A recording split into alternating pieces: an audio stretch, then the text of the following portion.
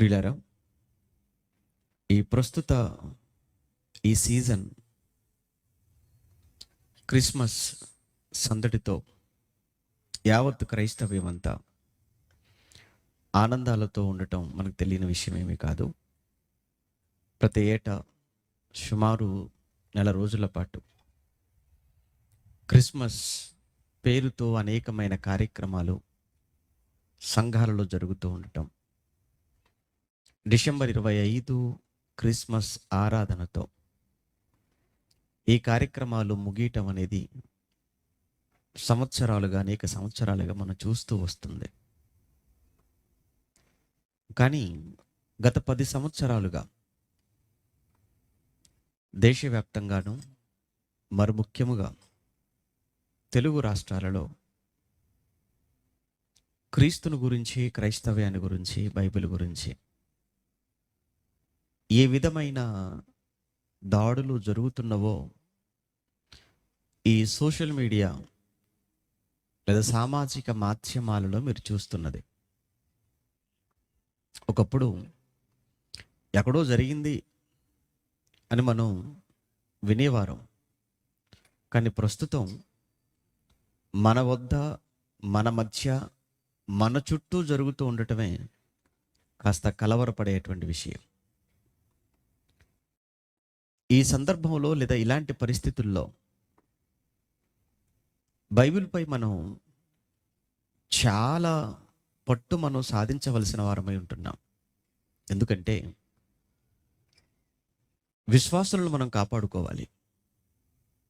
విశ్వాసులను కాపాడుకోవాలి అని అంటే వారిలో విశ్వాసాన్ని పెంచాలి. వారిలో విశ్వాసాన్ని పెంచగలిగేది మన మాట కాదు, దేవుని మాట. కనుక ఆ దేవుని మాట వారి హృదయాలలో, వారి మనసులలో ఎంతో బలంగా నాటవలసినటువంటి పరిస్థితులు, సమయంలో ఈరోజు మనం ఉన్నాం. రీసెంట్గా నిన్నటి దినాన్న దేవరపల్లి ప్రాంతంలో 2 రోజులు ఈ క్రిస్మస్ గురించి మాట్లాడుతున్నాను. అక్కడ రావులపాలెం నుంచి కొంతమంది సహోదరులు వచ్చారు. వచ్చి రీసెంట్గా ఈ మధ్యకాలంలో రావులపాలెం హైవే మీకు తెలుసు కదా, మీకు బాగా తెలుసు, మీకు దగ్గరగా ఉన్న ప్రాంతం. ఎంత పెద్ద గోల, ఎంత పెద్ద అల్లరి, ఎంత పెద్ద న్యూసెన్స్ చేశారో వాళ్ళు చెబుతుంటే చాలా ఆశ్చర్యం వేసింది. వాస్తవానికి ఉభయ గోదావరి జిల్లాలలో క్రైస్తవ్యం ఎక్కువ, అంటే క్రైస్తవుల శాతం అధికంగా ఉంటుంది. అలాంటి క్రైస్తవులు మెజారిటీగా ఉన్న, అందులో ప్రశాంతంగా ఉండే వాతావరణం కదా ప్రాంతాలు. ప్రశాంతంగా ఉండే ఈ ప్రాంతాలలో, క్రైస్తవులు అధికంగా ఉన్న ఈ ప్రాంతాలలో కూడా క్రైస్తవులు సువార్త చెబుతున్న క్రైస్తవులను ఆటంకపరిచి, అడ్డగించి, నానా దుర్భాషలాడుతూ వారి చేతుల్లో ఉన్న కరపత్రికలు, బైబిళ్ళు లాగేసుకొని దాడులకు దిగుతూ పోలీస్ స్టేషన్లకు వెళ్ళి చాలా, అంటే ఎంత గొడవ చేయాలో అంత గొడవ చేసేసారు. చాలా పెద్ద న్యూస్ అయిపోయిందని వాళ్ళు చెప్పినప్పుడు నేను షాక్ అయ్యాను ఒక్కసారిగా. అంటే ఈ ప్రాంతాలలో కూడా ప్రారంభించారా? అంటే ఇక్కడ కూడా, ఈ ప్రాంతాలలో కూడా కార్యక్రమాలను వ్యతిరేకించటం ఆరంభమైందా అని. ప్రియులారా, ఇక తెలంగాణ లాంటి ప్రాంతాలలో సాధారణమైపోయాయి. సుమారు 2-3 సార్లు నాకు తెలిసి ఒక 2-3 సంఘటనలు బైబిళ్ళు పంచుతున్న వారి దగ్గరకు వెళ్ళి వారి చేతుల్లో ఉన్న బైబిళ్ళు లాగేసి నడి రోడ్డు మీద కుప్పగా పోసి పెట్రోల్తో నిప్పంటించేశారు. బహుశా ఫేస్బుక్లో, వాట్సాప్లో, యూట్యూబుల్లో మీరు చూసే ఉంటారు. అది ఒకసారి జరిగిన సంఘటన కాదు. 2-3 మార్లు జరిగాయి తెలంగాణ ప్రాంతంలో. ఇక కొన్ని సంవత్సరాల క్రితం హైదరాబాదులో ట్యాంక్ బండ్ దగ్గర స్వామి అనేటువంటి ఒక వ్యక్తి బైబిల్లో పంచుతున్నాడు. అలా బైబిల్లో పంచుతున్నటువంటి ఒక సుమారు 50 సంవత్సరాలకు పైగా ఉంటాయి ఆయనకు. 50 సంవత్సరాల వయసుకు పైబడి ఉన్నటువంటి ఆయన బైబిల్ పంచుతుంటే ఆయన చేతిలోంచి బైబిల్ లాగేసి భయంకరంగా ఆయన్ని భయపెట్టి బెదిరించి చివరికి అతని మీద దాడి చేస్తే అతను కోమాలోకి వెళ్ళాడు. అంటే ఈ విధమైనటువంటి సంఘటనలు తరచుగా జరుగుతూ ఉండటాన్ని మనం చూస్తుంటే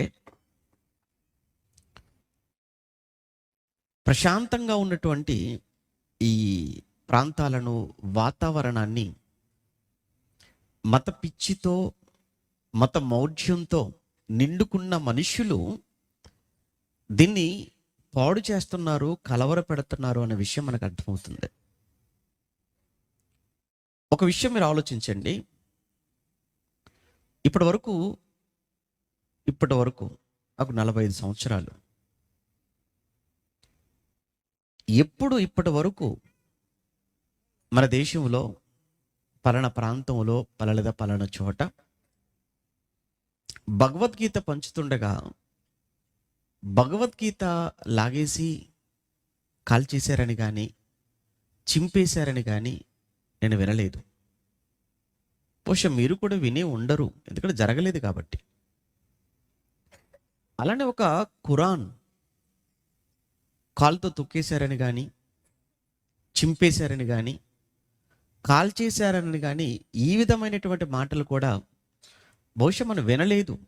కారణం ఏంటంటే ఎక్కడ జరగలేదు, జరగదు కూడా.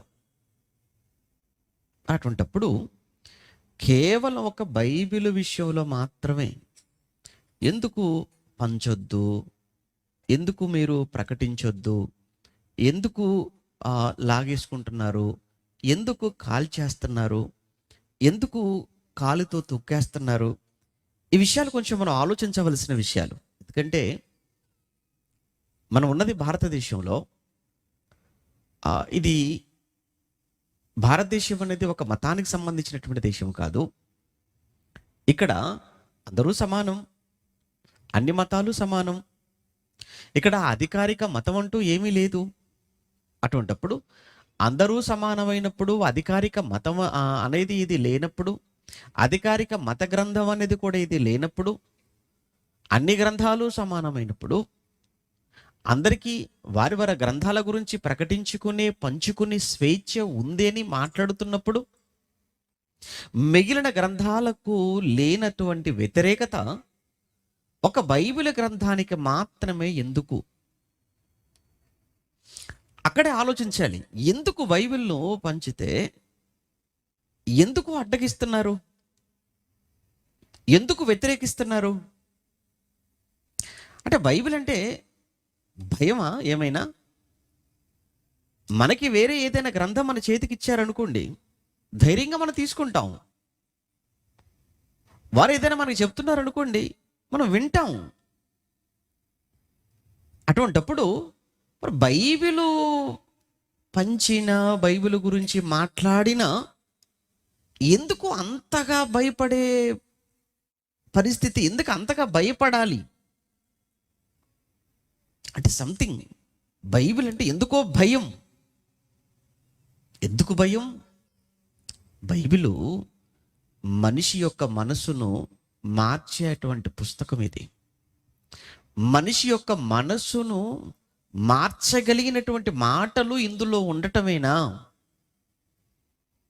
ప్రియులారా, మరికొన్ని విషయాలు మీకు తెలియాలి. ఎందుకంటే మనమేదో వచ్చాము, ఏదో 4 పాటలు పాడేసుకున్నాము, ఏదో హ్యాపీగా గడిపేసి వెళ్ళిపోయాము అన్నట్లుగా కాదు. ఇంత ప్రయాస, కొన్ని మంచి సంగతులు, కొన్ని విలువైనటువంటి సంగతులు మేము వచ్చినందుకు, ఇంత ఏర్పాటు చేసినందుకు, మంచి మాటలు మేము విన్నామండి, కొన్ని సంగతులను మేము నేర్చుకున్నామండి అని మీరు ఇక్కడి నుంచి వెళ్ళగలిగితేనే ఇంత పెద్ద కార్యక్రమానికి ఒక సార్థకత. అంతే తప్ప ఏదో సందడి కోసం కాదు, సంబరాల కోసం అస్సలు కాదు.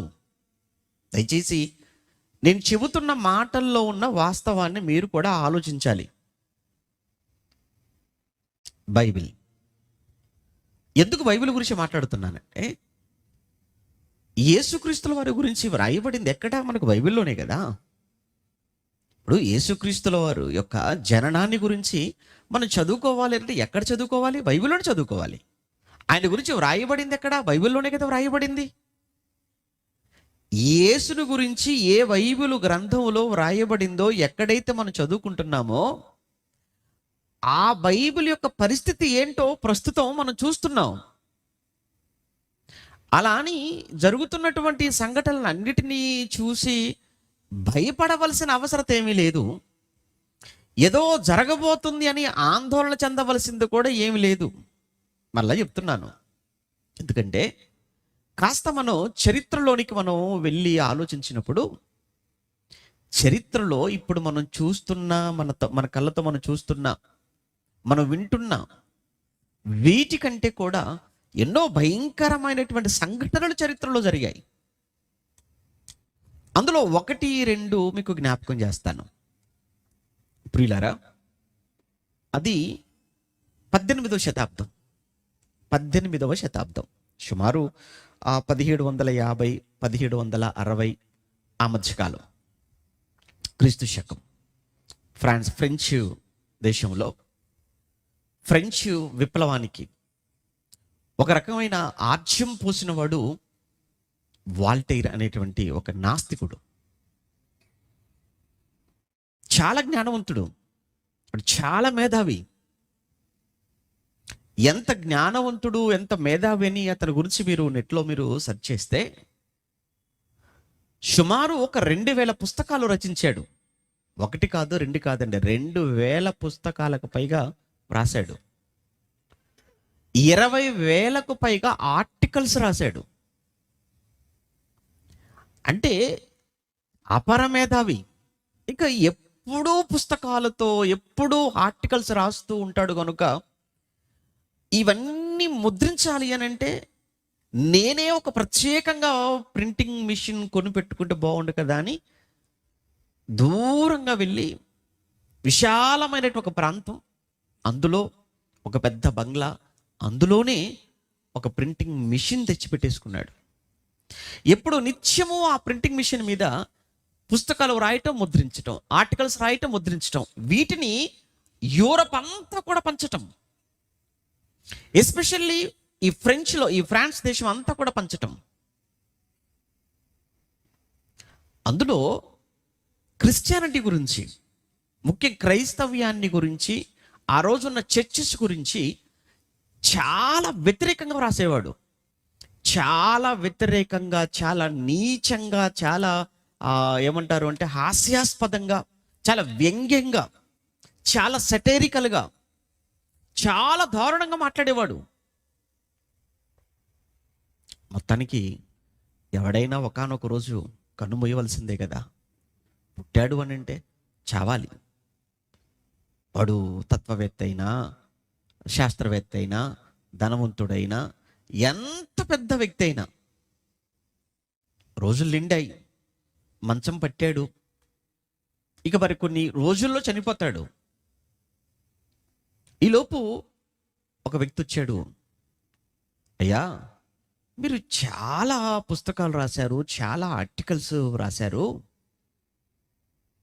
బైబిల్ గురించి కూడా చాలా చాలా మాట్లాడారు, చాలా వ్రాశారు క్రిస్టియానిటీ గురించి, ఇక చనిపోతున్నారు కదా, మీరు దేవుణ్ణి నమ్మలేదు కదా, నాస్తికుడుగానే వెళ్ళిపోతున్నారు కదా, ఒకసారి బైబిల్ ఏమైనా తీసుకొస్తే 4 మాటలు ఏమైనా చదువుకుంటారేమో,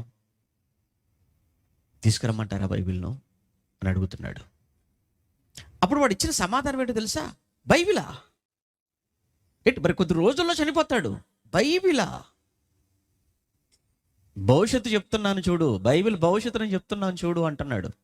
ఏంటయ్యా, నేను చనిపోయిన తర్వాత మరొక 50 సంవత్సరాలు, నేను చనిపోయిన 50 సంవత్సరాలలో ప్రపంచంలో బైబిల్ అనేది ఎక్కడ కనబడదు, బైబిల్ అనే మాట ఎక్కడ వినబడదు. నేను ఒక తత్వవేత్తగా చెప్తున్నాను, నేను ఒక మంచి రచయితగా, మేధావిగా చెప్తున్నాను. నేను చనిపోయిన మరో 50 ఏళ్లలో ఎక్కడ చూసినా నేను వ్రాసిన పుస్తకాలు, నా రచనలే కనబడతాయి తప్ప బైబిల్ అనేది ఎక్కడ కనబడదు, అసలు బైబిల్ అన్న మాటే వినబడదు అని కన్ను మూశాడు. 10 సంవత్సరాలు గడిచింది. అతను చనిపోయి 10 సంవత్సరాలు. అతను చనిపోయిన 10 సంవత్సరాల తర్వాత జరిగినటువంటి అద్భుతం ఏంటంటే, అతను ఏ ఇంట్లో ఉన్నాడో, ఏ ఇంట్లో ప్రింటింగ్ మిషన్ పెట్టి, ఏ ప్రింటింగ్ మిషన్ మీద బైబిలుకు వ్యతిరేకంగా పుస్తకాలు ముద్రించి ప్రపంచవ్యాప్తం చేశాడో, అదే ఇంటిని, అదే ప్రింటింగ్ మిషన్ను జెనీవాలో ఉన్న బైబిల్ సొసైటీ వారు వచ్చి దాన్ని వారు స్వాధీనం చేసుకున్నారు. డబ్బులు ఇచ్చి కొని అదే ప్రింటింగ్ మిషన్ పైన బైబిళ్ళు ముద్రించి యూరప్, ఆఫ్రికా దేశాలకు కొన్ని వేల బైబిళ్ళు పంచటం ప్రారంభించేశారు. ఇది ఎవరు కాదంటారు? ఇది హిస్టరీ, ఇది చరిత్ర. ఇది నిజమో కాదో తెలియాలంటే మీరు గూగుల్ని అడగండి, చెప్తుంది. ఇది ఏదో కల్పించింది కాదే, ఇది కథ కాదు. ఇది 18వ శతాబ్దంలో జరిగినటువంటి ఒక ఇన్సిడెంట్ అయితే 19వ శతాబ్దం అది, అంటే 1851. ఈ 1851వ సంవత్సరంలో యూరోప్లో స్కాట్లాండ్ దేశంలో విలియం రామ్సే, ఏమండి ఇవన్నీ ఎప్పుడో లక్షలేళ్ల క్రితం, ఆ యుగం ఈ యుగం అని చెప్పట్లేదు, రీసెంట్ విషయాలు ఇవన్నీ కూడా. జస్ట్ 19th సెంచరీ నేను మాట్లాడుతుంది. దీనికి సాక్ష్యాలు మనకు కనపడతాయి, నెట్లో కనపడతాయి, వికీపీడియాలో దొరుకుతాయి మీకు. ఈ స్కాట్లాండ్ దేశంలో పుట్టినటువంటి ఈ విలియం మిచెల్ రామ్సే అనేటువంటి ఈ వ్యక్తి చాలా చిన్న వయసులోనే డాక్టరేట్ పొందాడు. చాలా చిన్న వయసు, 23 సంవత్సరాలకే డాక్టరేట్ పొందాడు. ఇటు భూగర్భ శాస్త్రంలో, పురాతత్వ శాస్త్రంలో, చరిత్రలో, వీటన్నిటిలో మంచి పట్టున్నవాడు. కానీ దేవుణ్ణి నమ్మనివాడు. దేవుని నమ్మడు, దేవుడు లేడు. ఇతను కూడా ఒక నాస్తికుడే. మరికొద్ది సంవత్సరాలకు సుమారుగా 23 ఒక డాక్టరేటు, మరో 15 సంవత్సరాలలో 9 డాక్టరేట్లు పొందుకున్నాడు. మీరు ఆలోచించి, 9 డాక్టరేట్లు అంటే ఆయా యూనివర్సిటీలు అతను చేసిన పరిశోధనలకు ఏమన్నా ఇచ్చినటువంటి డాక్టరేట్స్ అవన్నీ కూడా. అంటే ఎందుకు చెప్తున్నాను అని అంటే, ఎంత గొప్ప మేధావి కదా, ఇన్ని డాక్టరేట్లు పొందుకున్న వ్యక్తిగా, ఇన్ని శాస్త్రాల మీద అవగాహన కలిగిన వ్యక్తిగా. అప్పుడు కొంతమంది అతని స్నేహితులు ఆయన దగ్గరకు వచ్చి అడుగుతున్నారు, క్రైస్తవులు, విలియం, నీ పేరు ప్రఖ్యాతులు ప్రపంచవ్యాప్తమయ్యాయి. నువ్వు ఏదైనా ఒక మాట మాట్లాడితే, నువ్వు ఏదైనా ఒక స్టేట్మెంట్ ఇస్తే అది ప్రజలందరూ కూడా నమ్ముతారు. అటువంటప్పుడు బైబిల్ గురించి ఏదైనా ఒక మంచి స్టేట్మెంట్ ఇవ్వచ్చు కదా, బైబిల్ కొరకు మాట్లాడవచ్చు కదా అని తన స్నేహితులు వచ్చి తనను అడుగుతున్నారు. ఇంకొక విషయం ఏంటంటేనండి, అతనికి ఆ రోజు ఉన్నటువంటి బ్రిటిష్ ప్రభుత్వం, ఆ రోజు బ్రిటిష్ ప్రభుత్వమే కదా ప్రపంచాన్ని ఏలుతుంది 19th సెంచరీకి. ఆ రోజున్న బ్రిటిష్ ప్రభుత్వం అతనికి సర్ అని ఒక టైటిల్, బిరుదు కూడా తనకి ఇచ్చింది. Sir William Mitchell Ramsay.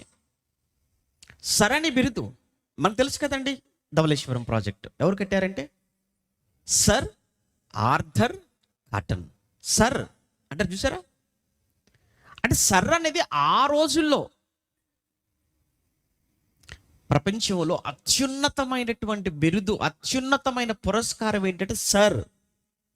ఆ రోజు మొన్న 20వ శతాబ్దంలో నోబుల్ అన్నది మొన్న రీసెంట్గా పరిచయం చేశారు ప్రపంచవ్యాప్తంగా. నోబుల్ అన్నది అత్యున్నతమైన పురస్కారం. అది మన దేశానికి వచ్చామనుకోండి, భారతరత్న, అది మన దేశంలో అది అత్యున్నతమైన పురస్కారం. ప్రపంచంలో ప్రజెంట్ నోబుల్, నోబుల్కు ముందేంటయ్యా అంటే సర్, అంటే సర్ విలియం మిచెల్ రామ్సే. చాలా మేధావి, గొప్ప తత్వవేత్త, గొప్ప పండితుడు, కానీ నాస్తికుడు, నమ్మడు, దేవుని నమ్మడు. కానీ వీళ్ళు వచ్చి మిగతా వాళ్ళు బైబిల్ గురించి నువ్వు ఏదైనా ఒక మాట చెబితే, బైబిల్ కొరకు నువ్వు ఏదైనా ఒక మాట మాట్లాడితే అది అందరూ నమ్ముతారు కదా, ఒక చెప్పొచ్చు కదా, ఒక మాట అనొచ్చు కదా, స్టేట్మెంట్ ఇవ్వచ్చు కదా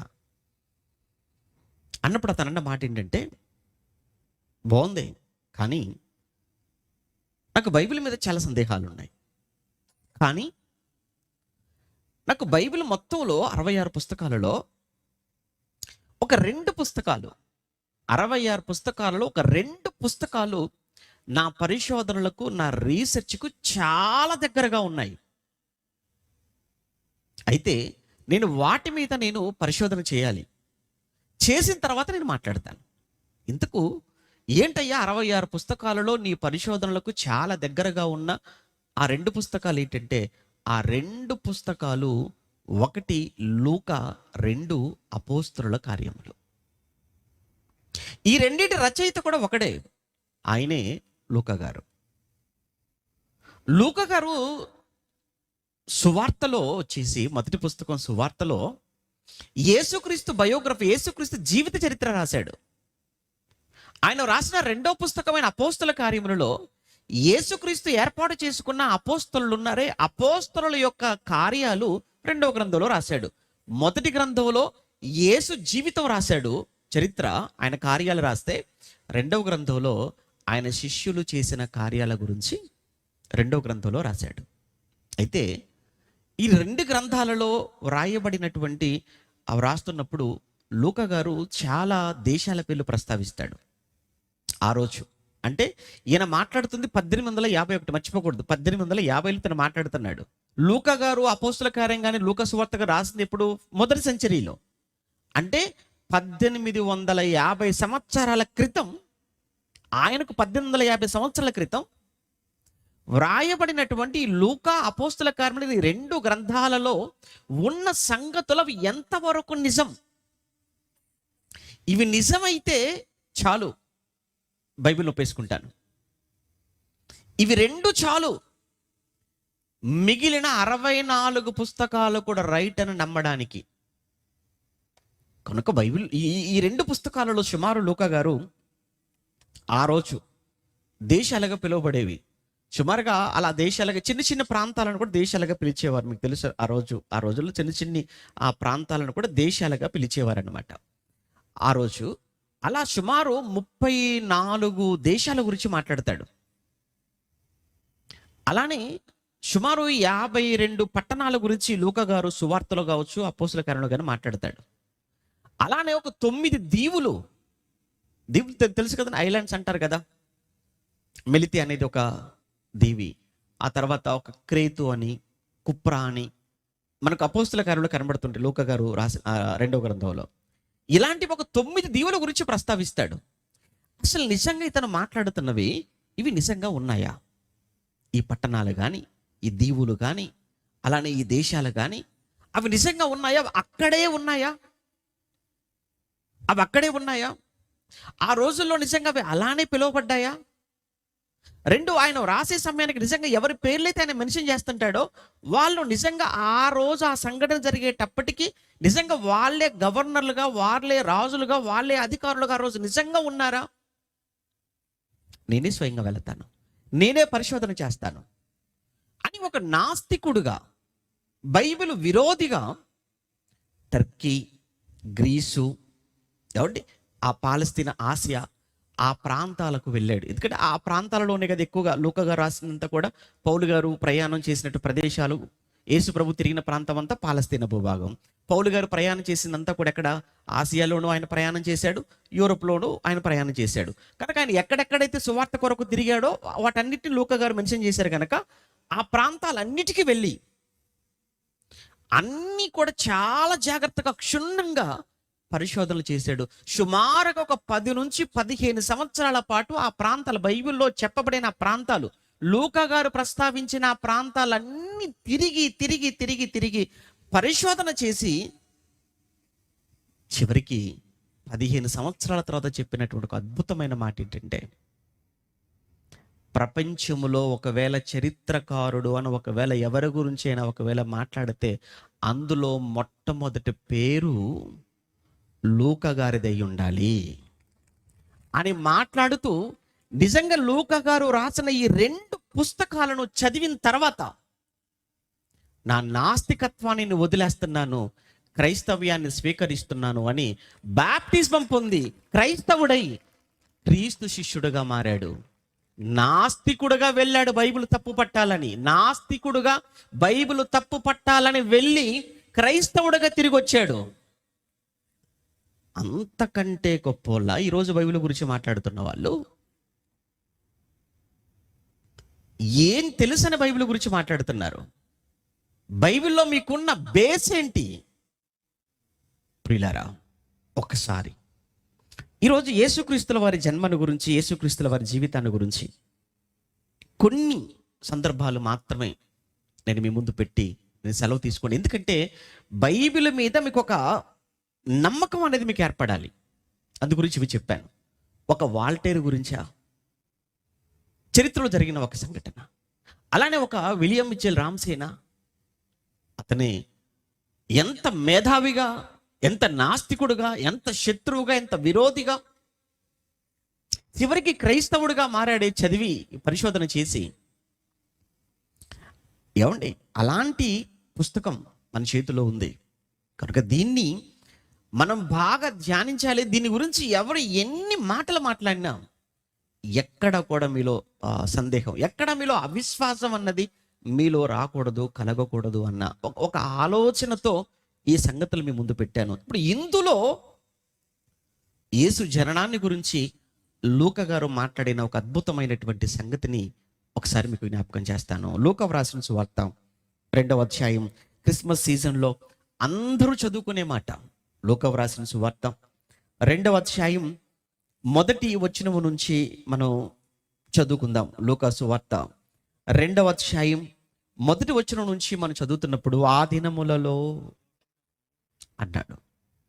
ఆ దినములలో, ఆ రోజు రోమా సామ్రాజ్యం ప్రపంచాన్ని పరిపాలిస్తుంది. ప్రపంచాన్ని రోమా సామ్రాజ్యం పరిపాలన చేసేటువంటి ఆ దినాలలో సర్వలోకమునకు ప్రజాసంఖ్య వ్రాయవలనని కైసరు ఔగుస్తు వలన ఆజ్ఞాయను. ఇది కురేనియు సిరియా దేశమునకు అధిపతి అయి ఉన్నప్పుడు, కురేనియు అనేటువంటి ఒక వ్యక్తి సిరియా దేశమునకు అధిపతి అయి ఉన్నప్పుడు జరిగిన మొదటి ప్రజా సంఖ్య. ఏమంటే బైబిల్లో వ్రాయబడిన విధానాన్ని చూస్తుంటేనే నిజంగా చాలా ఆశ్చర్యం వేస్తుంటుంది. బైబిల్నా ప్రశ్నిస్తావు, బైబిల్నా తప్పుపడతావు. అసలు బైబిల్ను ప్రశ్నించటం అంత ఏమన్నా అంత గడ్స్ అంట చూసారా, అంత ధైర్యం ఎవరికండి ఉంటుంది? ఎందుకంటే బైబిల్లో ఎక్కడ కూడానండి పేదరాశి పెద్దమ్మ టైప్లో కథలు ఏమైనా ఉన్నాయా బైబిల్లో? లేదా అనగనగా రాజు అనే ఆ టైపులో బైబిల్లో ఏమైనా ఉన్నాయా?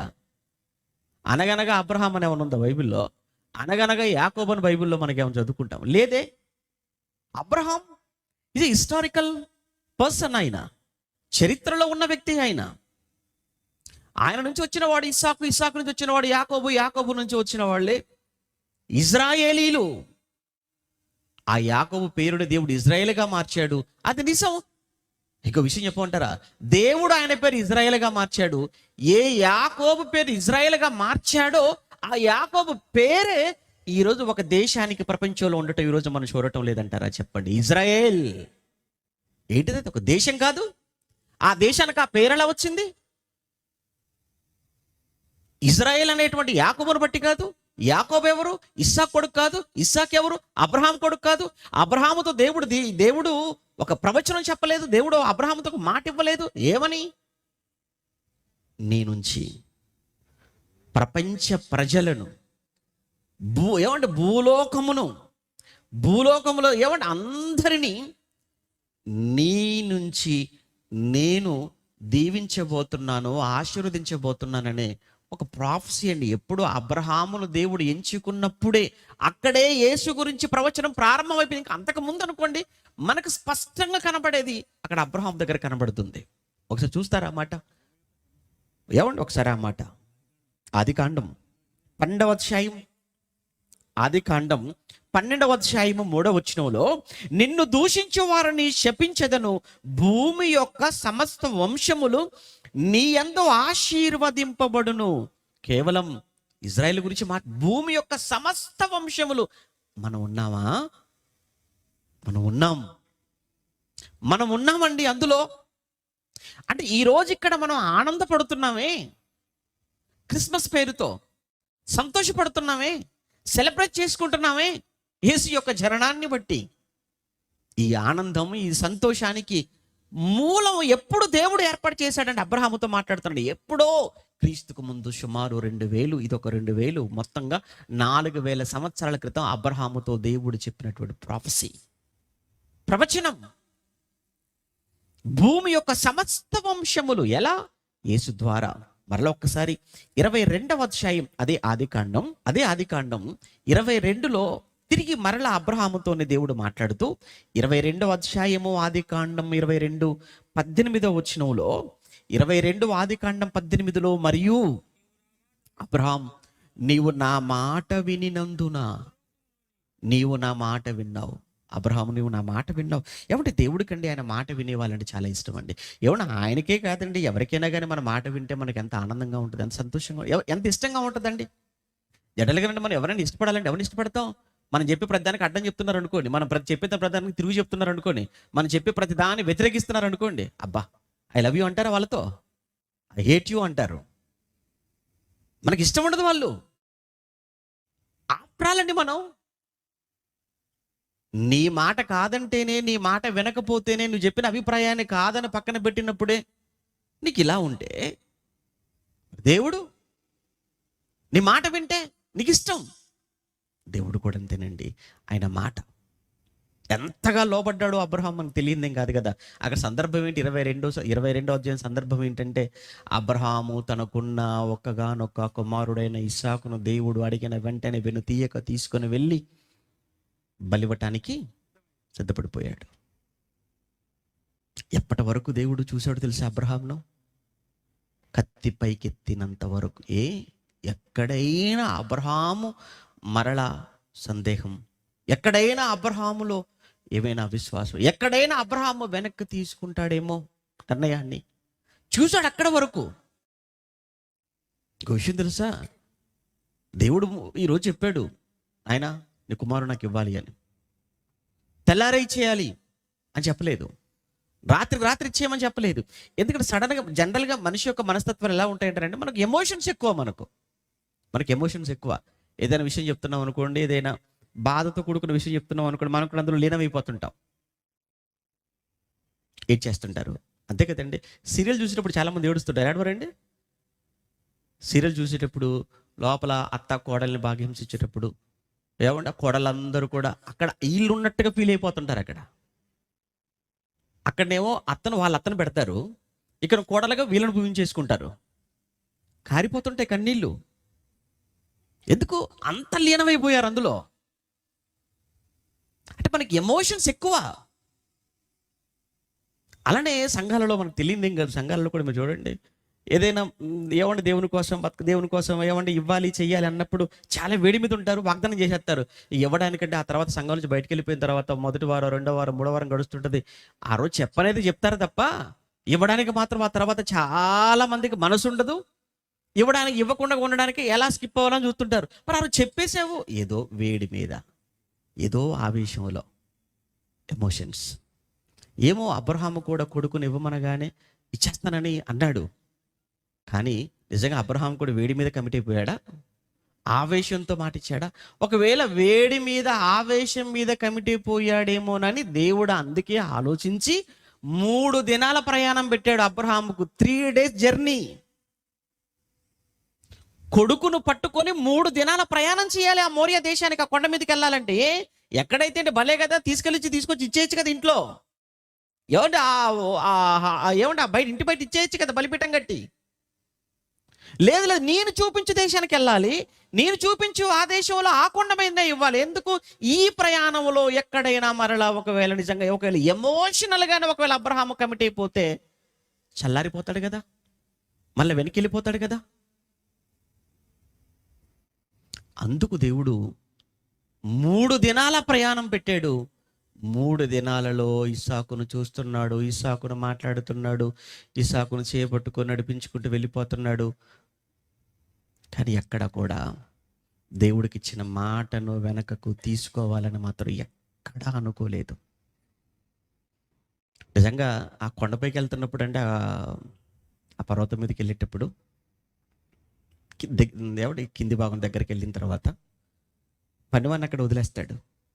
గాడిదని అక్కడ వదిలేసి కట్టెలు ఇస్సాకు తల మీద పెట్టి ఒక చేతిలో నిప్పు పట్టుకొని మరో చేతిలో ఇస్సాకు చేపట్టుకొని అలా కొండపైకి వెళ్ళిపోతుంటాడు, పర్వతం మీదకి వెళ్ళిపోతుంటాడు. మధ్యలోకి వెళ్ళిన తర్వాత ఇస్సాకు డైలాగ్స్ ఉంటాయి అక్కడ. మీరు చదవండి తర్వాత, ఇస్సాకు డైలాగ్స్ ఉంటాయి అక్కడ. ఇస్సాకు అడుగుతాడు, నాన్న దహన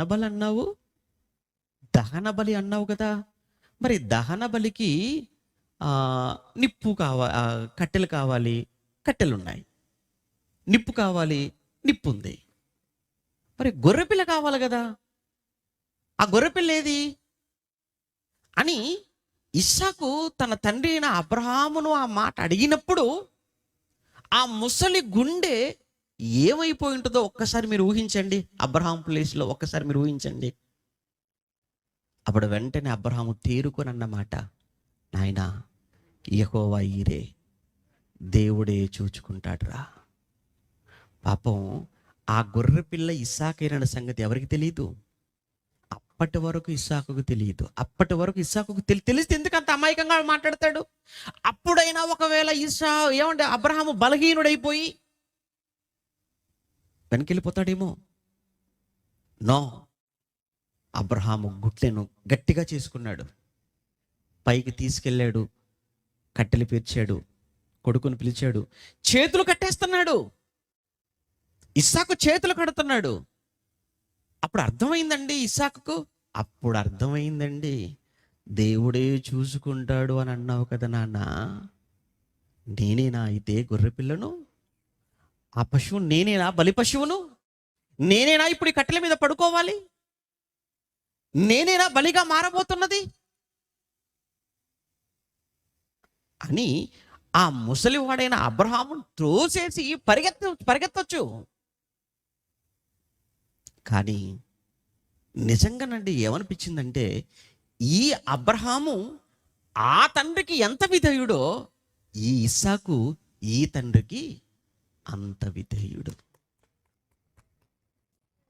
ఎక్కడుంటారండి ఈ తరంలో మన పిల్లలండి? మన పిల్లలను తాడుతో చేతులు కట్టుకోరా అంటేనే కట్టుకోడండి మన పిల్లలు. ఆడి చేత వందనాలు చెప్పించడానికి మా సర్కస్ చేయాలి మన పిల్లలతో. ఎవడు చర్చికి తీసుకొస్తారా? కూర్చుంటారా మన పిల్లలు? సభలకు తీసుకొస్తా కూర్చుంటారా? అలాంటి వేళను చేతులు కట్టేసి తీసుకెళ్ళి ఏమైనా వింటారు అసలు మన మాట? అస్సలు బొత్తిగా. అది అబ్రహాం పెంపకం అండి. అది ఆ రోజే, నాయనా అబ్రహాం, నేను పరీక్షించాను, నీ కొడుకు కాదు నాయన బలి కావాల్సింది, నా కొడుకు ఎక్కుతాడు బలిపీఠం. నీ కొడుకు కాదు చాపవలసింది, నా కుమారుడిని చంపుకుంటాను అని ఆ సందర్భంలో చెబుతున్న మాట. ఇది జరిగిన తర్వాత చెబుతున్న మాట. 18 అంటే 18 వచ్చిన వెనకాల బ్యాక్గ్రౌండ్ మీకు తెలియడం కోసం ఇదంతా చెప్పుకొచ్చాను. ఒకసారి మళ్ళీ 18 చదువుకుందాం. 18 అదే అధ్యాయం 18లో, మరియు నీవు నా మాట వినినందున అబ్రహాం, నీవు నా మాట వినినందున భూలోకములోని జనములన్నీ నీ సంతానము వలన ఆశీర్వదింపబడును. నా తోడని ప్రమాణము చేసి ఉన్నానని యెహోవా సెలవిచ్చాను. అంటే యేసుక్రీస్తు ప్రభుల వారి యొక్క ఆయన రాక, ఆయన జననం లేదా ఆయన జీవితాన్ని గురించి ఎప్పుడో పాత నిబంధనలో అనేక మంది ప్రవక్తల ద్వారా దేవుడు ప్రవచిస్తూ వచ్చాడు. అలా అని యేసుక్రీస్తు జననాన్ని గురించి ఆయన సంకల్పం అది ఎప్పుడో జగత్తుకు ముందుది అని పేతురు గారి మాటల్లో మనం చూసాం. ఈ విషయం మీకు అర్థమైతే ఇప్పుడు ఒక్కసారి మరలా మనం రోమిలకు లూకా గారు రాసిన సువార్త 2వ అధ్యాయానికి వచ్చేద్దాం. లూకా సువార్త 2వ అధ్యాయం 1వ వచనం నుంచి మనం చదువుతున్నప్పుడు, లూకా సువార్త 2వ అధ్యాయం 1వ వచనంలో, ఆ దినములలో అనగా రోమ ప్రభుత్వం పరిపాలించేటువంటి ఆ దినాలలో సర్వలోకమునకు ప్రజాసంఖ్య వ్రాయవలనని కైసరు ఔగుస్తు వలన ఆజ్ఞాయను. ఏమంటే ఇక్కడ మనకు డౌట్ రావాలండి. ఏంటంటే అప్పుడే ఎందుకు రావాలండి ఆజ్ఞ? అంతకు మునుపు సెన్సస్కి, అంతకు ముందు జనాభా లెక్కల కోసం అంతకు ముందు ప్రకటన ఇవ్వచ్చు కదా, లేదా తర్వాతనైనా ప్రకటన ఇవ్వచ్చు కదా. సరిగ్గా అప్పుడే ఎందుకు ప్రకటన? అప్పుడే ఎందుకు చక్రవర్తి ఆజ్ఞ? అప్పుడే ఎందుకు చక్రవర్తి జనాభా లెక్కల కోసం ఎందుకు అప్పుడే ప్రకటన చేశాడంటారా? దానికి రీజన్, దానికి కారణం ఉంది. ఏంటా కారణం అంటారా? మొదటి అధ్యాయములో పరలోకము నుంచి ప్రకటన వచ్చింది. ముందు పరలోకము దేవుని యొద్ద నుంచి ప్రకటన. ఇంతకు పరలోకము నుంచి వచ్చిన ప్రకటన ఏంటంటే, పరలోకము నుంచి గబ్రియేలు దూత ఒక ప్రకటన, అనౌన్స్మెంట్ తీసుకొచ్చింది. ఎవరి దగ్గరికి? మరియమ్మ దగ్గరికి అనౌన్స్మెంట్. అక్కడి నుంచి వచ్చింది అనౌన్స్మెంట్. మొదటి అధ్యాయం. 2వ అధ్యాయంలో చక్రవర్తి దగ్గర నుంచి అనౌన్స్మెంట్ వెళ్ళిపోతుంది. అవును, మొదటి అధ్యాయంలో పరలోకం నుంచి అనౌన్స్మెంట్ వచ్చింది. ఆ అనౌన్స్మెంట్కి ఇక్కడ ఈ 2వ అధ్యాయంలో ప్రకటనకు సంబంధం ఏంటంటే చాలా సంబంధం ఉంది. ఏంట సంబంధం? ఈ అనౌన్స్మెంట్ పరలోకము నుంచి మరియ దగ్గరకు ప్రకటన వచ్చే సమయానికి మరియమ్మ గారు ఉన్నది ఎక్కడ అంటే గలిలయలోని నజరేతులో ఉన్నది ఆవిడ. మర్చిపోకూడదు. ఇక్కడ బైబిల్లో గలిలయ, సమరయ, యూదయ అనే 3 ప్రాంతాలు, ఇంకా చెప్పాలంటే దేశాలు అనుకోవచ్చు వాటి మూడింటిని. ఆ రోజు 1st సెంచరీకి గలిలయ ఒక దేశం, సమరయ ఒక దేశం, అలానే ఒక కింది భాగానికి వచ్చినప్పటికి దక్షిణ భాగంలో యూదయ. యోర్దానికి అవతల వైపు మీరు చూస్తే పైన దెక్కపొలి ఉంటుంది, కింది భాగానికి వచ్చేసరికి పెరియా ఉంటుంది. ఈ 5 ప్రాంతాలు యేసు ప్రభుల వారు నడియాడిన ప్రాంతాలు. ఈ 5 ప్రాంతాలలోనే యేసు ప్రభుల వారు జీవితం అంతా ముడిపడి ఉంది. ఈ 5 ప్రాంతాలు దాటి యేసు ప్రభుల వారు ఎక్కడికి వెళ్ళలేదు. ఈ విషయం మీకు తెలియదు. యేసు ప్రభుల వారు ఈ 5 ప్రాంతాలు తప్పించి ఎక్కడికి వెళ్ళలేదు. ఎందుకు ఈ మాట ఇంతగా చెప్తున్నాను అంటే, ఎవడో పనికి మాలిన వాళ్ళందరూ ఏదేదో మాట్లాడేస్తున్నారు. యేసు ఎక్కడికి వచ్చాడు? ఆయన 12వ ఏట నుంచి 30వ ఏట వరకు ఈ మధ్యకాలంలో యేసు ప్రభుల చరిత్ర బైబిల్లో లేదు. లేని ఈ సమయంలో ఆయన ఏమైపోయాడో, ఎక్కడికి వెళ్ళిపోయాడో మీకు తెలియదు, మాకు తెలుసు. ఏం తెలుసు మీకు అంటే, మన ఇండియాకి వచ్చాడు అంటున్నారు. నిజమా? ఇండియాలో ఎక్కడికి వచ్చాడు? ఏది చూసినట్టుగా ఆ రోజు ఇండియాలో ఎక్కడికి వచ్చాడండి అని అడిగితే కాశ్మీర్కి వచ్చాడు అంటున్నాడు. ఎందుకు వచ్చాడు? విహారయాత్రకు వచ్చాడా? లేదు లేదు లేదు, అక్కడ బౌద్ధ సన్యాసులు ఉన్నారు, ఆ బౌద్ధ సన్యాసుల దగ్గర బౌద్ధ విద్యలు నేర్చుకోవడానికి వచ్చాడు అంటున్నారు. నిజమా? ఇది నిజమా? అయినా 12వ ఏట నుంచి 30వ ఏట వరకు ఈ మధ్యలో 18 years హిస్టరీ బైబిల్లో లేదా? ఎవరు చెప్పాడు లేదని? ఎవరు చెప్పారండి లేదు అని? అలా అని ఏది అవసరమో ఆయన జీవితంలో ఆ సంగతులు రాయబడ్డాయి తప్ప, యేసు ప్రభుల వారి జీవితంలో ఆయన చేసిన అద్భుతాలు, మహత్కార్యాలు, సూచక్రియలు అవి కూడా అన్ని వ్రాయబడలేదని యోహాను గారు రాస్తారు. మీకు తెలియదేం కాదు. ఆయన గురించి వ్రాసుకుంటూ వెళ్ళిపోతే అలా వ్రాయబడిన గ్రంథములకు ఈ భూలోకమైనను చాలదు. కేవలం 3.5 years అండి ఆయన చేసిన సేవ. 3.5 సంవత్సరాలు అయితే 3.5 సంవత్సరాల కాలములో చేసిన వాటిని వివరంగా వ్రాస్తేనే భూలోకం సరిపోదంటే, మరి 33.5 సంవత్సరాలలో ఏమని చేసినవి, మాట్లాడినవి అన్నీ రాయాలంటే ఇప్పటి వరకు అండి రాసిన ఇవే మనం చదవలేకపోతున్నాం. మీరు చెప్పండి, ఏమంటే నేను ఇప్పటి వరకు అండి 66 పుస్తకాలు మొత్తం చదివేశానండి అన్న వాళ్ళు ఎంతమంది ఉంటారంటే కొన్ని చేతులు లేస్తాయి, అన్నీ లేస్తాయా? లేవు. ఇప్పుడు సువార్తలన్నీ బాగా చదివేసిన వాళ్ళు ఎవరన్నానంటే చాలా వరకు లేవవు. మరి రాసిన కొన్ని సంగతులే సరిగా తెలియనప్పుడు, ఆ కొన్ని సంగతుల మీద అవగాహన లేనప్పుడు అన్నీ రాస్తాయి. ఎక్కడండి పెట్టుకుంటారు? ఎక్కడండి చదువుతారు? లేదు. మరి లేదా? ఉంది. ఏమని చెప్పాడు ఆయన? ఏమంటే 12 నుంచి 30 సంవత్సరాల వరకు యేసుప్రభులు ఏమైపోయారు? ఎక్కడికి వెళ్ళిపోలేదు. ఒకడేమో ఇండియాకి వచ్చాడు అన్నాడు ఒకడు, ఇంకోటి ఏమంటారు జపాన్ ఏమంటారు తెలుసా? మాదే జపాన్ వచ్చాడని ఇంకోటి రాస్తున్నాడు, ఇంకోటేమో రష్యాకి వచ్చాడని రాస్తున్నారు. ఇవన్నీ నిజాలవి. రష్యా అని ఒకడు, జపాన్ అని ఒకడు, ఇండియా అని ఒకడు. ఆ మధ్యకాలంలో ఒక న్యూస్ చూసారనుకుంటాను, న్యూస్ పేపర్లో ఎంత పెద్ద హల్చల్ చేశారు. అసలు యేసుప్రభు డైరెక్ట్గా ఎక్కడంటే ఏమండి మన తమిళనాడులో తమిళ హిందూగా పుట్టాడు అని రాశాడు. మీకు తెలుసు అనుకుంటాను, న్యూస్ ఎంత పెద్ద న్యూస్ అండి దాని మీద. అబ్బో అందరు అన్ని సంఘాల, క్రైస్తవ సంఘాలు అన్ని రోడ్ల మీదకి వచ్చి ర్యాలీలు చేశారు ఆ సమయంలో. ఎవరికి వచ్చినట్లుగా, ఎవరికి తోచినట్లుగా, ఎవరికి నోటుకొచ్చినట్లుగా వాళ్ళు అది మాట్లాడేస్తున్నారు, ఎవరికి తోచినట్టుగా రాసేస్తున్నారు.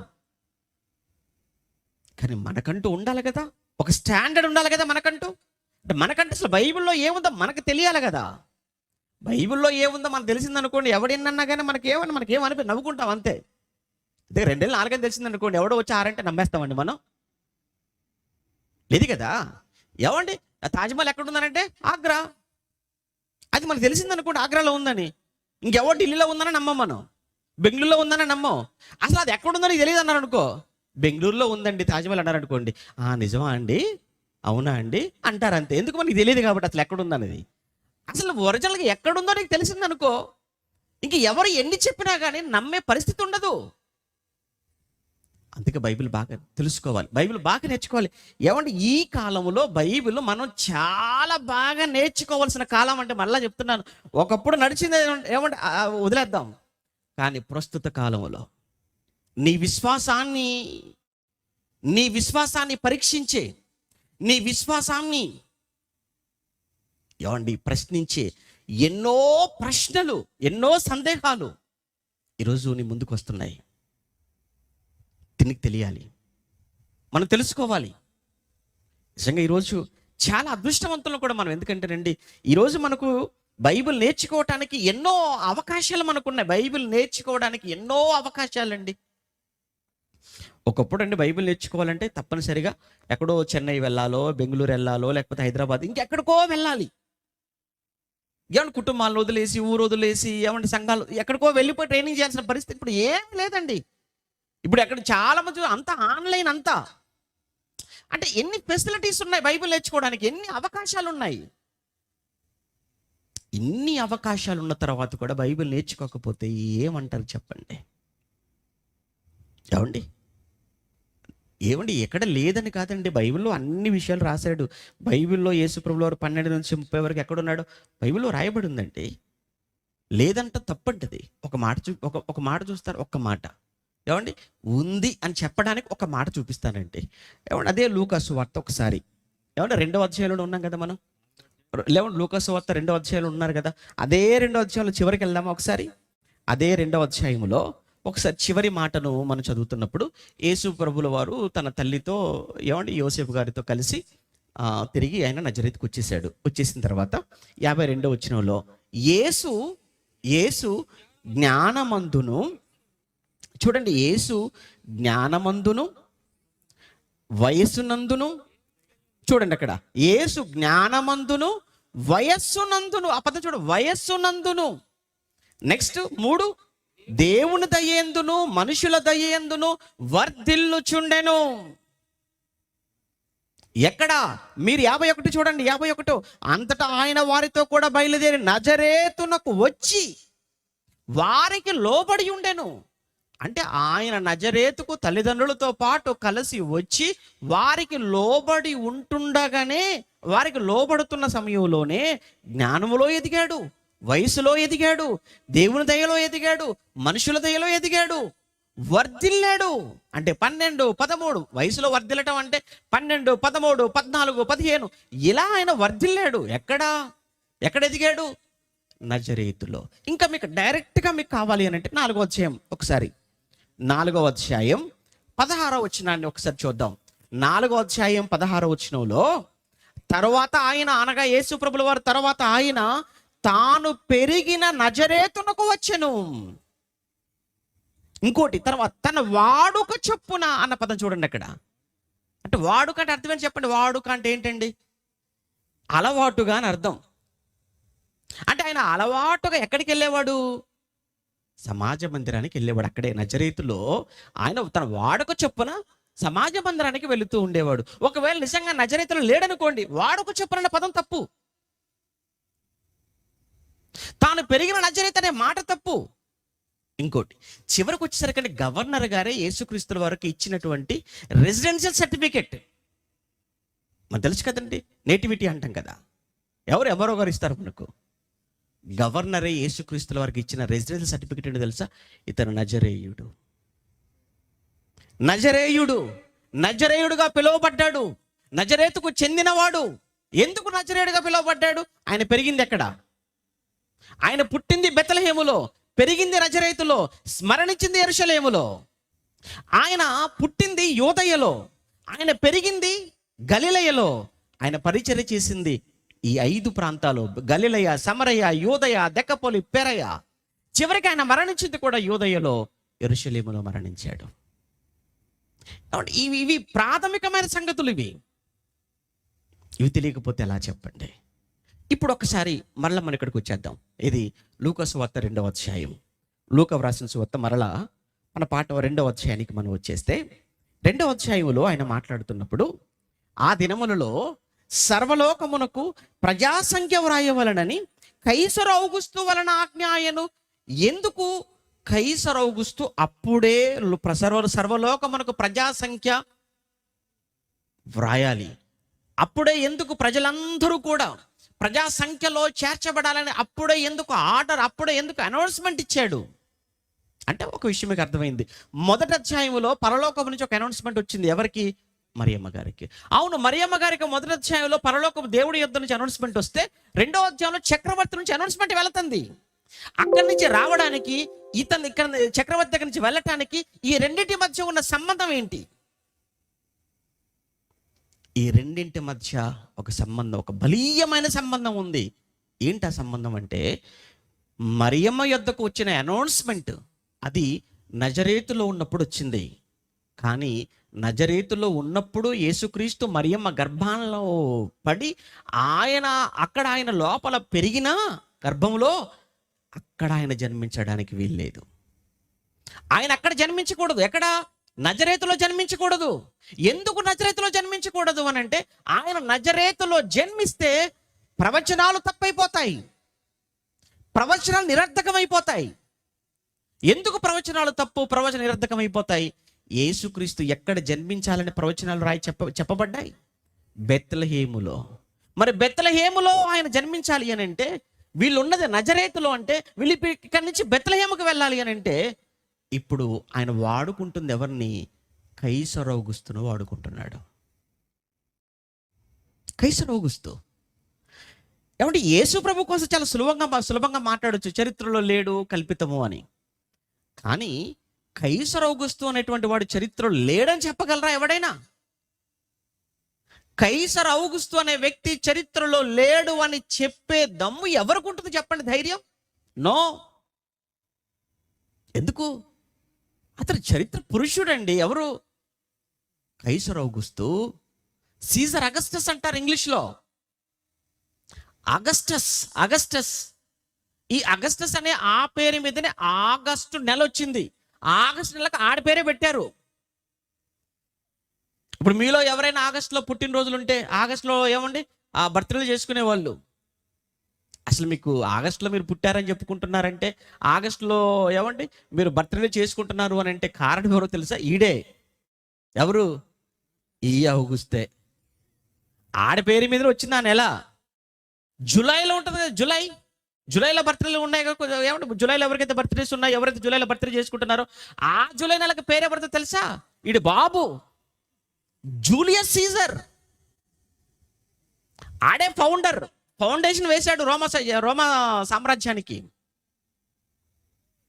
అంటే ఈ జూలియస్ సీజర్ చరిత్రలో లేడని కానీ, సీజర్ అగస్టస్ అనే వ్యక్తి చరిత్రలో లేడని కానీ ఎవరు చెప్పగలరు? ఎవరు చెప్పలేరు. అంటే యేసు జననాన్ని కైసరు ఔగుస్తుతో ముడిపెట్టాడు లూకా గారు. యేసు చరిత్రలో లేడని చెప్పాలంటే నువ్వు ముందు ఎవరు లేడని చెప్పాలి? కైసరు ఔగుస్తు చరిత్రలో లేడని చెప్పాలి. కైసరు ఔగుస్తు చరిత్రలో లేడు అని చెప్పడం ఎంత అసాధ్యమో, చరిత్రలో యేసు జన్మించలేదని చెప్పడం కూడా అంతే అసాధ్యం. ఎందుకంటే ఈ మధ్యకాలంలో మరీ ఓవర్ అయిపోతారు, టూ మచ్ అయిపోతున్నారు కదా. అసలు యేసు అనేవాడు చరిత్రలో లేడు, ఆయన జన్మించలేదు. ఒక కల్పితమైన చరిత్రలో లేని వాడిని, జన్మించిన వాడిని ఏమన్నా కొన్ని లక్షణాలు, క్యారెక్టర్స్ వీళ్ళు సృష్టించి ఒక వ్యక్తిని తీసుకొచ్చి ముందు పెట్టి ఇతను ఏదో గొప్పవాడు అన్నట్టుగా మాట్లాడుతున్నారు క్రైస్తవులు అని భయంకరంగా మాట్లాడేస్తున్నారండి మీడియాలో. మీకు తెలియదు ఏం కాదనుకుంటాను. అందుకోసమే కదా లూకా గారు ఏమండి ఈయన రచనలు మీకు ఏమండి లూకా గారు రాసిన లూకా సువార్త, ఈ రెండు పుస్తకాలు మీరు బాగా చదవండి. ఈ రెండింటిని మీరు బాగా అర్థం చేసుకోండి. ఎందుకంటేనండి ఒక మాటలో చెప్పాలంటేనండి ఇవేంటంటే ఈ సువార్తలు వచ్చేసి 4 సువార్తలు వచ్చేసి యేసుక్రీస్తుల వారు మరణ సమాధి పునరుత్థానాలు ఏమండి ఇవి తెలియచేస్తాయి.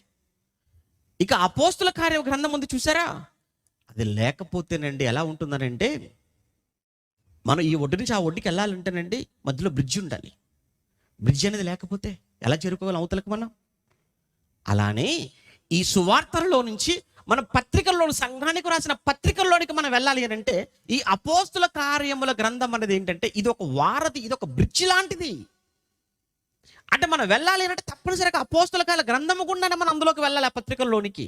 ఈ గ్రంథం అర్థం కాకుండా పత్రికల్లోకి వెళ్ళటం ఉపయోగం లేదండి, ఏం అర్థం అవ్వదు బైబిల్. కనుక ఈ చాలా అద్భుతంగా రాస్తాడండి. నాకు ఎందుకంటే లూకా గారి యొక్క రచన చాలా అద్భుతంగా ఉంటుంది. ఎందుకంటే నేను ఇది గుడ్డిగా ఏమన్నా ఆ వ్యక్తి కూడా ఎవరు అంటే సామాన్యమైన వ్యక్తి కాదు, కానీ లూకా గారు వైద్యుడు. వైద్యుడు అంటే ఆ రోజుల్లో 2000 సంవత్సరాల క్రితం వైద్యుడు ఏమండి. ఇప్పుడంటే అందరూ డాక్టర్లు. ఈ రోజుల్లో పెద్దగా అంటే వైద్య వృత్తికి పెద్దగా ఏమండి మీకు తెలియదు ఏం కాదండి. ఏమండి వీధికి 10 హాస్పిటల్ వచ్చేసేయండి, అందరూ డాక్టర్లు అయిపోయారండి. ఏమండి పెద్దలు చెప్తున్నారు డబ్బులు ఉంటే డాక్టర్లేనట, డబ్బులు కావాలంటే కూడా డాక్టర్లే. కానీ ఒక్క విషయం మీరు ఆలోచించండి, ఏమంటే ఒక 20 ఏళ్ళ వెనక్కి వెళ్ళిపోతే డాక్టర్ గారంటే ఎంత గౌరవం అండి. ఎక్కడో ఏమంటే 1-2 హాస్పిటళ్ళు, ఒకరు 2 వైద్యులు. ఇంకా వెనక్కి వెళితే డాక్టర్ అంటే దేవుడు తర్వాత దేవుడు అంతటి వాడు, ఆ గౌరవం ఉండేదండి. మరి 50 ఏళ్ళకి అలా ఉంటే 2000 సంవత్సరాల క్రితం లూకా అనే వ్యక్తి గొప్ప వైద్యుడు. అంటే ఆ రోజుకు అతను వైద్యుడిగా పిలువబడ్డాడంటే ఎంత జ్ఞానవంతుడై ఉండాలి, ఎంత వైద్యం తెలిసిన వాడై ఉండాలి, ఎంత పండితుడై ఉండాలి. అదే సమయంలో ఆయన యేసుక్రీస్తుల వారి జననాన్ని, ఆయన జీవితాన్ని, ఆయన మరణాన్ని, ఆయన సమాధిని, ఆయన పునరుత్థానాన్ని ధృవీకరిస్తూ రాశాడు లూకా గారు సువార్త. ఇంకా చెప్పమంటారా, ఆయన లూకా సువార్తను థెయోఫిలాకు రాస్తాడు. ఒక గ్రీకు వ్యక్తి అండి ఆయన. ఏమండి చాలా మంది చెప్పేది ఏంటంటే ఒక గవర్నర్ స్థాయిలో ఉన్న వాళ్ళకే ఘనత వహించిన అనే ఒక పదాన్ని ఉపయోగిస్తుంటారు. ఘనత వహించిన ఫేస్తు, ఘనత వహించిన ఫెలిక్సు అంటాడు అపోస్తుల కార్యంలో. ఆ పదాన్ని ఇక్కడ థెయోఫిలాకు ఉపయోగించాడంటే ఇతను కూడా, ఈ థెయోఫిలా అనే వ్యక్తి కూడా ఆ క్యాడర్లో ఉన్న వ్యక్తి. లూకా గారు సువార్త కానీ అపోస్తల గారు రాసిన ఆ వ్యక్తికి రాశాడు, ఒక అన్యుడికి. అయితే నేను రాస్తున్నాను గుడ్డిగా నమ్మటం కాదు, నేను గుడ్డిగా నమ్మలేదు, నేను నీకు చెబుతున్నానంటే, నీకు రాస్తున్నానంటే నేను ప్రతి విషయాన్ని చాలా క్షుణ్ణంగా, చాలా లోతుగా అధ్యయనం చేశాను. ప్రతి విషయాన్ని తరచి పరిష్కారంగా నేను తెలుసుకున్నాకనే నీకు రాస్తున్నానని లూకా గారు తన సువార్త ప్రారంభంలోనే మాట్లాడతాడు. అంటే రీసెర్చ్ స్కాలర్ అండి ఆయన లూకా గారు, గొప్ప పరిశోధకుడు అండి, గొప్ప చరిత్రకారుడండి. అందుకే లూకా గారు ఈ విషయాన్ని ధృవీకరిస్తున్నాడు. యేసుక్రీస్తుల వారి జననం వాస్తవం, అది జరిగింది. ఎప్పుడు జరిగింది? ఇదిగో కైసర్ ఔగుస్తు ఆయన పరిపాలనలో ఉన్నాడు. ఆ సమయంలో ఆయన పరిపాలనలో ఉంటున్న సమయంలో ఆయన ప్రపంచానికి ప్రకటన ఇచ్చాడు. మీరందరూ కూడా మీరందరూ ప్రజాసంఖ్యలో రాయబట్టడానికి మీ ప్రాంతాలు ఏవైతే మీ ప్రాంతాలకు మీరు వెళ్ళిపోండి. అక్కడ మీ పేరు నమోదు చేసుకోండి అని ఆయన అనౌన్స్మెంట్ ఇచ్చాడు. ఆ అనౌన్స్మెంట్ ఇచ్చే సమయానికి మరియమ్మ గర్భంతో ఉంది. గర్భవతిగా ఉన్న మరియమ్మను యోసేపు వెంట పెట్టుకొని నజరేతు నుంచి బయలుదేరాడు. ఎక్కడికి బయలుదేరాడు? బెత్లెహేముకు. అప్పుడు మీరు అనొచ్చు, ఎందుకు బెత్లెహేముకు బయలుదేరాడు? ఒకటి ప్రవచనం. ఏంటి ఆ ప్రవచనం? మీకు తెలుసు అనుకుంటా, ప్రవచనం తెలుసు కదండి. మీకా గ్రంథం 5వ అధ్యాయంలో మీకా గారు రాస్తారు కదా, యోదయ దేశపు బెత్లెహేమ అంటే మాట్లాడతారు. బెత్లెహేము ఎఫ్రాతా అని మాట్లాడతాడు. బెత్లెహేము ఎఫ్రాతా, నీవు యూదా ప్రధానులలో ఎంత మాత్రమును ఎంత స్వల్పమైన దానవు అయినను నా ప్రజలను పరిపాలించువాడు ఇదిగో నీలో నుండే వస్తాడు, నీలో నుండే అనే ఒక ప్రాఫెసీ. అదే సమయంలో యోసేపు మరియలు ఇరువురు కూడా వాళ్ళ పూర్వీకులు వాళ్ళందరూ ఎక్కడ వాళ్ళంటే బెత్లెహేముకు చెందినవారు. అంటే యోసేపు ఎవరి వంశం అనండి? దావీదు వంశం కదా. మీరు మత్తయి సువార్త మొదటి చదువుతున్నప్పుడు యోసేపు గారి వంశం రాయబడుతుంది, వంశావళి. ఆ వంశావళిలో అంతా మనం చూస్తుంటే యూదా రాజుల వంశావళి కనబడుతుంది. యూదా రాజులు అంటే దావీదు వంశం అంతా కనబడుతుంది. అలా దావీదు వంశం నుంచి వచ్చిన వాడు యోసేపు, మత్తయి గారు రాస్తారు. ఇప్పుడు దావీదు ఎక్కడ వాడు? మరి దావీదు ఏ ఊరి వాడు? మీకు తెలుసు కానీ దావీదు ఏ ఊరి వాడు? బెత్లెహేము. దావీదు ఏ ఊరండి? బెత్లెహేము అండి. సమూయేలు గ్రంథం మొదటి గ్రంథం 16 చదువుతున్నప్పుడు దావీదును ఏమండి సౌలును తొలగించి దావీదును అభిషేకించమని సమూయేలును పంపించే సమయానికి ఆ దావీదు తండ్రి గారు యెషయి గారు దావీదు ఫ్యామిలీ అంతా ఎక్కడుంటారు? బెత్లెహేములో ఉంటారు. దావీదు ఫ్యామిలీ బెత్లెహేములో ఉన్నారు వాళ్ళంతా కూడా. ఆ దావీదు వంశం నుంచి వచ్చిన వాడే ఎవరు? యోసేపు. అంటే యోసేపు బెత్లెహేముకు చెందినవాడు కనుక ఖచ్చితంగా ఇప్పుడు నజరేతు నుంచి ఎక్కడికి బయలుదేరాలి? బెత్లెహేముకు వెళ్ళిపోవాలి. దావీదు కంటే ముందు పూర్వీకులు ఉన్నారు. ఆయనకు ముందు పూర్వీకులు ఎవరు? బోయేజు ఉన్నారు చూసారా, రూతు గారి భర్త. రూతు బోయేజు వాళ్ళెక్కడ వాళ్ళు బెత్లెహేముకు చెందినవారు కనుక రూతు బోయేజు వారు బెత్లెహేము, వారి నుంచి వచ్చిన యెషయి కుటుంబం బెత్లెహేము, వారి నుంచి వచ్చినటువంటి యోసేపు ఆయన బెత్లెహేముకు చెందినవాడు. అందుకు ఎప్పుడైతే ప్రకటన జరిగిందో వీళ్ళు బయలుదేరారు. ఎక్కడికి? బెత్లెహేముకు బయలుదేరారు. బెత్లెహేముకు వచ్చారు. నిజంగా బెత్లెహేముకు రావడంతో చూద్దాం. బెత్లెహేముకు వచ్చారు. అలా యోసేపు, అదే 4వ వచనం చెప్తాడు, యోసేపు దావీదు వంశములోను గోత్రములోను పుట్టినవాడు గనుక తనకు భార్యగా ప్రదానము చేయబడి గర్భవతి అయి ఉండిన ఆయనతో కూడా ఆ సంఖ్యలో వ్రాయబడుటకు గలిలయలోని నజరేతు నుండి యూదయలోని బెత్లెహేమును దావీదు ఊరికి వెళ్ళాను. దావీదు ఊరది. ప్రియులారా, మనం చాలా సింపుల్గా చదివేసుకుంటున్నాం, కానీ మనం చదువుకున్నంత సులువుగా జరగలేదండి. మనం పాడతాము, సులువుగా పాడేస్తాము, సులువుగా చదివేస్తాము, సులువుగా మాట్లాడేస్తాం. కానీ ఒక్కసారి ఆ సిచ్యువేషన్స్, ఆ సంఘటనలు జరిగినప్పుడు నిజంగా ఆ ప్లేస్లో మనం ఉంటేనో, నిజంగా వాటిని కాస్త మనసు పెట్టి ఆలోచిస్తేనో గుండె బరువెక్కుతుందండి. మనసంతా భారంగా మారిపోద్ది. ఎందుకో తెలుసా? వారు బయలుదేరాలి. చాలా పేదవాళ్ళు, చాలా అంటే చాలా కఠినమైనటువంటి పేదరికంలో ఉన్నవారండి. మరియ యోసేపులు ధనవంతులు కాదు, మిడిల్ క్లాస్ కూడా కాదండి, కటిక దరిద్రులు అనమాట వాళ్ళు. అంత దరిద్రమైనటువంటి దారిద్ర రేఖకు దిగువన ఉన్న కుటుంబంలో యేసుక్రీస్తుల వారు వచ్చాడు, జన్మించాడు, గాడిద మీద కూర్చోబెట్టుకున్నాడు. ఎక్కడో పైన గలిలయ ఉంటుంది. మీరు మ్యాప్లో మీరు చూస్తే చివర్లో మీకు కనబడుతుంది. ఎక్కడో చివర్లో పైన ఉంటుందండి గలిలయ. ఏమండి ఆ గలిలయలో ఆ కానాకు దగ్గరగా ఉంటుంది నజరేతు. అక్కడి నుంచి బయలుదేరి సమరయ దాటాలి. కానీ సమరయులకు వెళ్ళరు వాళ్ళు. ఎందుకు సమరయకు వెళ్ళరు అంటే వీళ్ళు యూదులు, వీళ్ళు సమరయులు. యూదులకు సమరయులకు యేసుప్రభు వచ్చినంత వరకు ఏమీ లేదు, వాళ్ళకి మాటలు లేవు, వారికి సాంగత్యం లేదు. అందుకే కదా సమరయ స్త్రీ యేసుప్రభుతో అంటుంది, అయ్యా నీళ్ళు నువ్వు అడుగుతున్నవేటయ్యా మమ్మల్ని, అసలు మీకు మాకు ఏమి లేదు, సాంగత్యం లేదు కదా. అంటే యేసుప్రభు వచ్చినందుకు యూదులకు వారికి అసలు సాంగత్యం లేదు. వాళ్ళు ఎట్టి పరిస్థితుల్లో యూదులు ఈ సమరయ గుండా వెళ్ళరు, వెళ్ళటం నిషేధం. మరి ఎలా వెళ్ళాలి? ఆ పైనుంచి ఏమంటే కానా నజరేతు నుంచి అలా వచ్చేసి అలా ఎడమవైపుకి తిరిగితే అక్కడ యోర్దాను దాటాలి. యోర్దాను దాటి అలా చుట్టూ తిరిగి పెరియ ప్రాంతానికి వచ్చి మరలా అక్కడ యోర్దాను దాటితే తప్ప వాళ్ళు యోదయలో ప్రవేశించారు. అబ్బో, డైరెక్ట్గా వస్తే మహా అయితే ఒక 100 కిలోమీటర్లండి. డైరెక్ట్గా వస్తే సమరయ గుండా 100, ఇలా చుట్టూ తిరిగి రావాలంటే సుమారుగా 200-300 కిలోమీటర్లు కాలి నడకన. ఎంత ప్రయాసం, ఎంత భారం అది. పోనీ వచ్చారు. వచ్చిన తర్వాత పరిస్థితి చూస్తే మొత్తం ఊరంతా జనాలతో నిండిపోయింది. ఊరంతా జనాలతో నిండిపోయింది.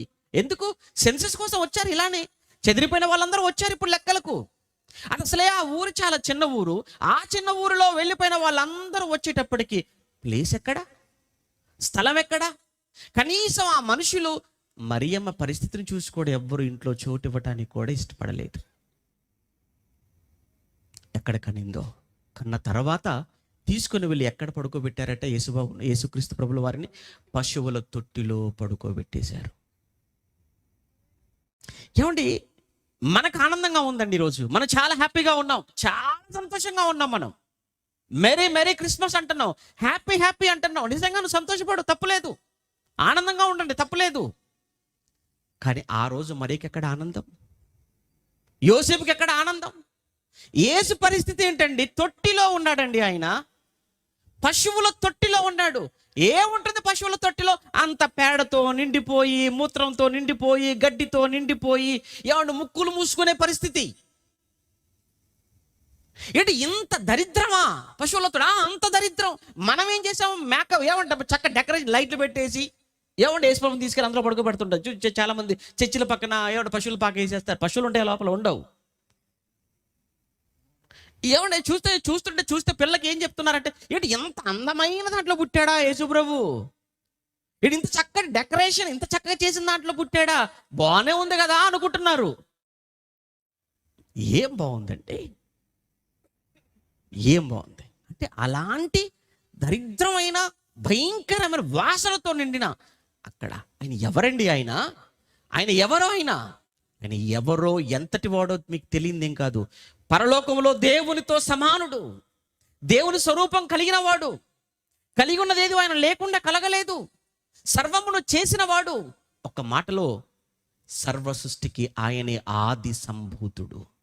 సర్వ సృష్టికి ఆది సంభూతుడై సమస్తాన్ని చేసిన వాడై సృష్టికి మూలమై నీ కొరకు, నా కొరకు, మనందరి కొరకు ఈ లోకానికి రావలసి వచ్చిన రోజున ఆయన దీనస్థితిని చూస్తుంటే, అయ్యా ఎక్కడుండవలసిన వాడు ఎక్కడికి తగ్గావయ్యా?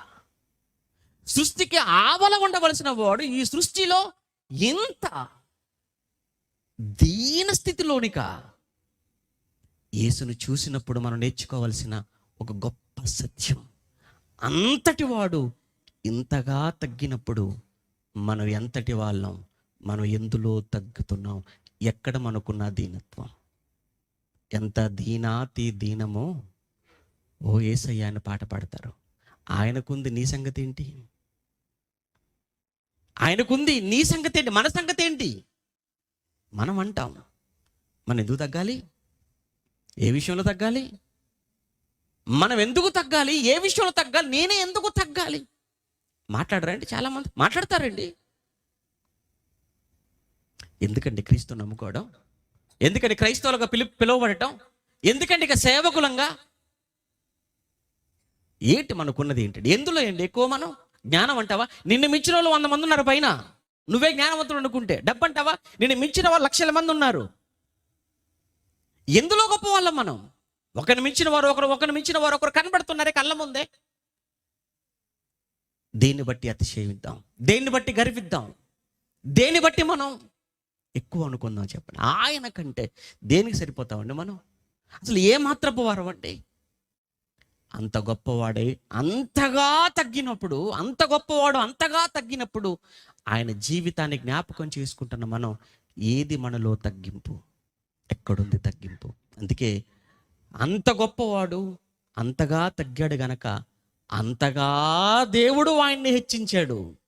అందుకే యేసు చెప్పాడు, తన్ను తాను తగ్గించుకునేవాడు హెచ్చించబడతాడు, హెచ్చింపబడువాడు తగ్గించబడతాడు.